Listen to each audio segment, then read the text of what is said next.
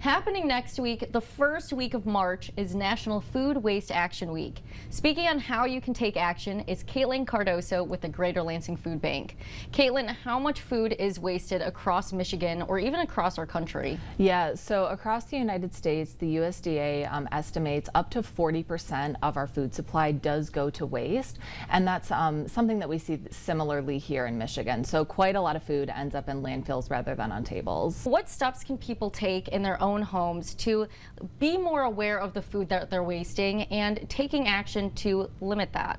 Yeah, so speaking first to the way that food banks like Greater Lansing Food Bank are able to address the problem of food waste coupled with the problem of food insecurity at scale is we have the ability to accept some of that excess food, whether it's from someone where they've got things in their pantry that are still perfectly fine, within their best by dates, but they're just not getting eaten for whatever reason. We are always happy to accept food donations. We also work with big box stores like Meijer, like Costco, like Sam's Club, Kroger.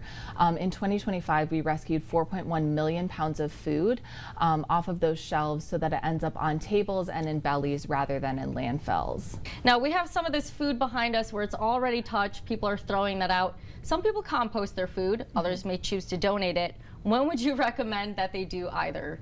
Yeah, so obviously composting anything that's already been on a plate that's been touched that is no longer considered food safe, that's definitely going to be your best option to divert food waste out of our landfills and kind of getting it back into the earth where it can be composted.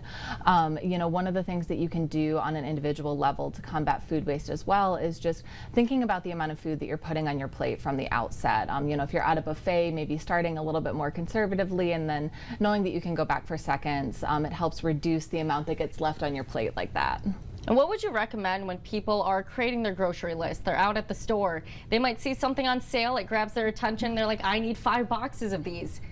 Be realistic. Are you going to eat all 5 boxes? What should be going through their head when they are grocery shopping so they don't have a whole pantry of food that might not ever be touched? Yeah, one of the things that that my husband and I do is we try to think about the kinds of meals that sound good as we're mapping out our grocery list, knowing that sometimes you get to Wednesday and the stuff that you planned with the best of intentions on Sunday just doesn't sound good anymore. Planning things that have a mix of things that are shelf stable that will last for a little while coupled with those fresh options, just kind of like trying to be as intentional as you can, while also maybe planning things with flexible ingredients that can work for multiple recipes or that will last, so that way if you don't feel like making that risotto that you planned on Sunday, the ingredients that you have might still be good the next week when maybe something like that does sound good. Katlyn, thank you so much for joining us on Mid-Michigan Matters.